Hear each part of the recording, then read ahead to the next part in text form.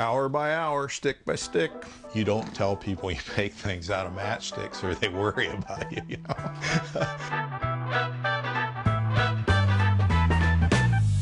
I'm Pat Acton. I worked for 40 years as a professional career counselor. I live in Gladbrook, Iowa, and matchsticks are my passion. If you mention that you make stuff out of matchsticks to people and they've never seen what you've done, they look at you pretty funny. But once they see what I've created and they're no longer picturing little wooden stick figures out of matchsticks, they come alive, and that's what feeds my spirit. I want to welcome you into Matchstick Marvels. So what we're looking at here is 16 or 17 models that I've made exclusively out of ordinary wooden kitchen matchsticks. I have a relationship with Ripley's, believe it or not, going back over 25 years. Some of the largest models that I've made are not represented in the museum here. Like the steampunk locomotive is 23 feet long, large enough that kids could sit in the cabs and play with the controls. I made a model of the New World Trade Center. Ripley says it's the tallest matchstick structure in the world, measuring over 17 feet high.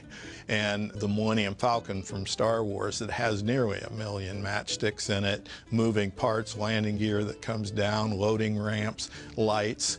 If I had all those in here, we'd have to double or triple the size of this place.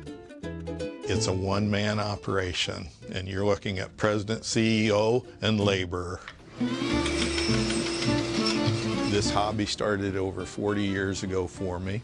In those 40 years, these fingers have touched about 7.5 million matchsticks. Well, let's start with Pinocchio.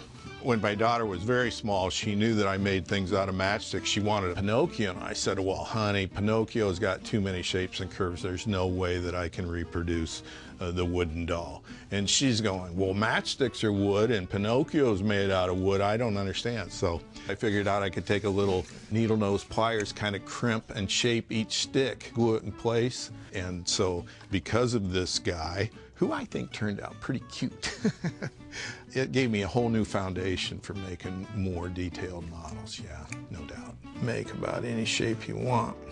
For years, I'd buy the wooden kitchen-sized matchsticks off the grocery shelf, cut the tips off, but now I order just the wooden splints without the sulfur tip.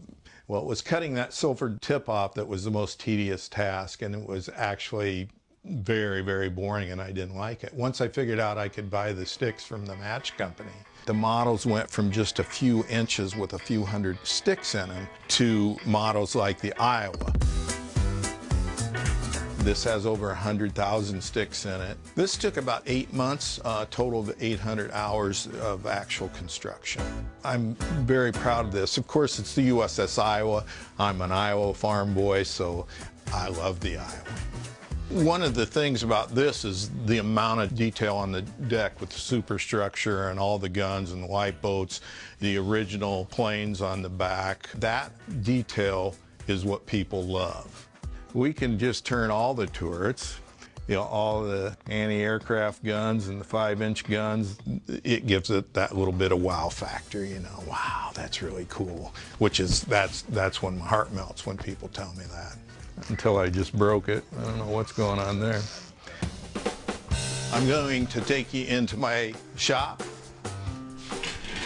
This is my primary workspace right here. I've used this same table for 40 years. The process of gluing sticks together is not rocket science. One of the things that happens is glue is everywhere. We've got 40 years worth of wiping fingers off on my table, on my workbench. When I first started, I would literally lay a row of sticks out and then build it up like a bricklayer would. It doesn't take long before that wall starts getting wavy and warped. So by gluing the sticks up on the plexiglass or acrylic, it really speeds the process up. But when it comes down to it, it's one stick at a time, wait for the glue to dry, move on. This would be about 500,000 sticks that I've pre-glued for my next project. Each one of these sheets contains about 12,000 matchsticks. roughly 16 hours per sheet. So you're looking at just a few hours there. There's 50 sheets of sticks here. It's not tedious for me, but I'm sure would drive other people totally bonkers. Because, yeah. Hour by hour, stick by stick.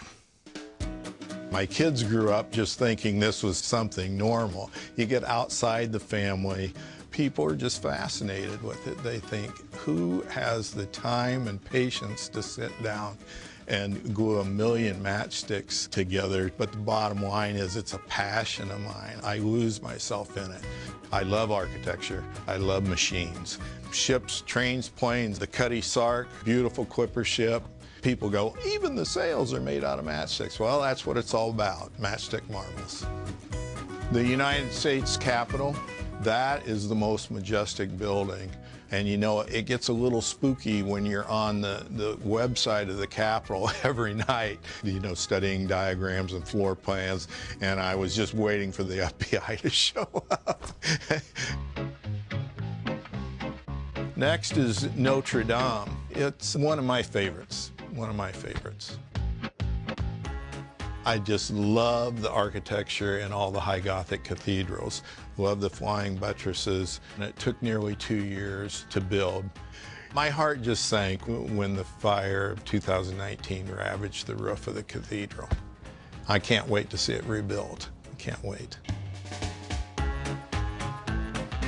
I just can't see never having this as a hobby. I think I'll probably draw my last breath and still be gluing matchsticks together. My matchstick models are the coolest thing I've ever made. Hey there, I'm Guy. I'm the creator of the show. Thanks so much for watching. A big thanks to Patrick from Matchstick Marvels for having us there. Stay tuned, guys. We subscribe, like. We've got lots more episodes coming up soon in the new year, so yeah, stick around.